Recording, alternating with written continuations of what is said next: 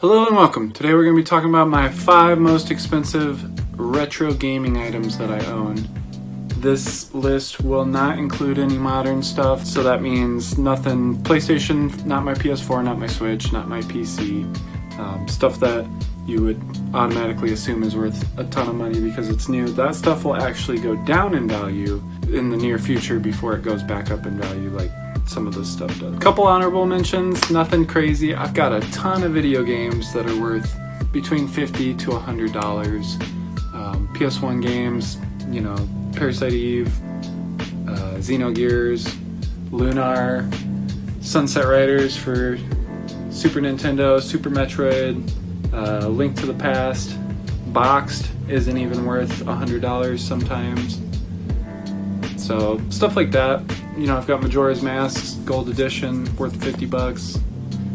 Whole bunch of stuff like that. A whole lot of stuff does not make it to the $100 category, actually, but this stuff all does. So we're gonna start with number 5.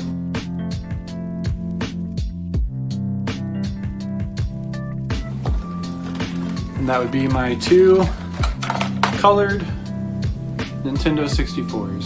These are both worth between $130 to $150 each. When I bought them, I think I paid $60 for them. I bought them both at Disc Replay in Mishawaka. You know, I've got I've got 6 64s. I used to have more even, because people were just giving away 64s for a while. I had 4 or 5 gray ones. I've got one without a case that I made myself. And then I've got the 2 colored ones. I like them a lot. You know, they're very pretty. Got the memory expansion bay in this guy.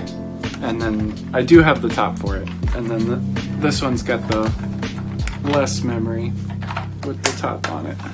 Because these things are worth some money too now. They're like $25. They used to be like free. People would just give them away. So that's number 5. Number 4.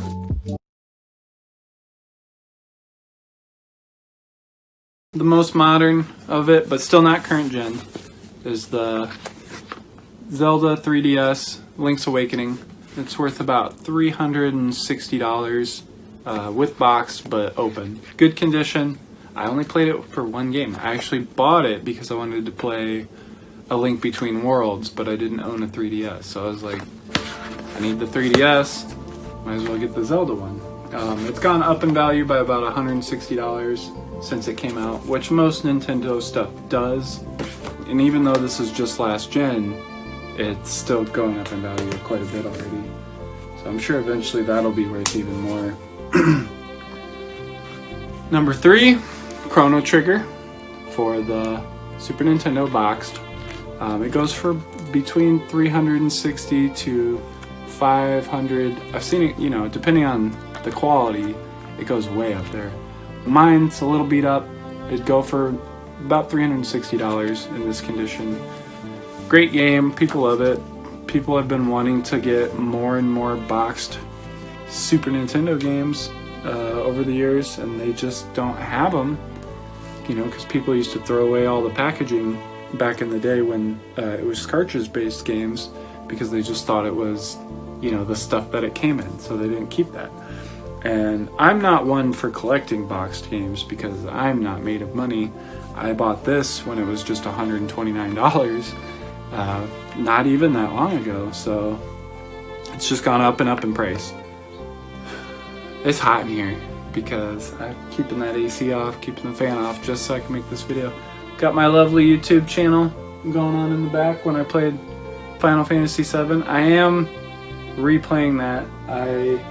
What happened is my PS4 just crashed. I lost power twice within a pretty close time period of itself, and I had to reformat the entire PS4. So I lost my save for Final Fantasy VII, so I have to replay it on normal mode just to replay it on hard mode to get back to where I was to keep filming. So eventually I will finish that game, I promise.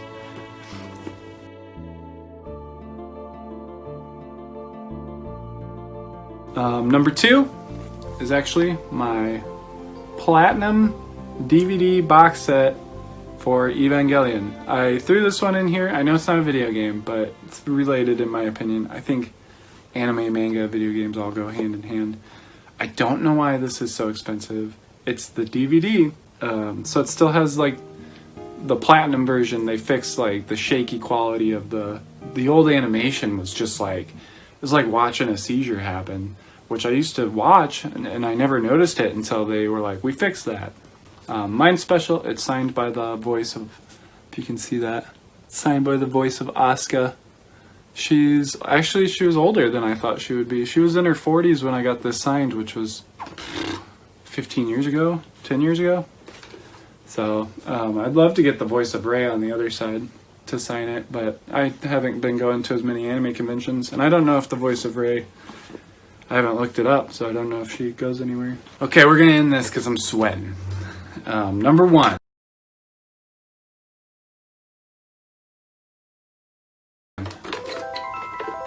The Model 1 Sega CD that I have with my Model 1 Sega Genesis on top.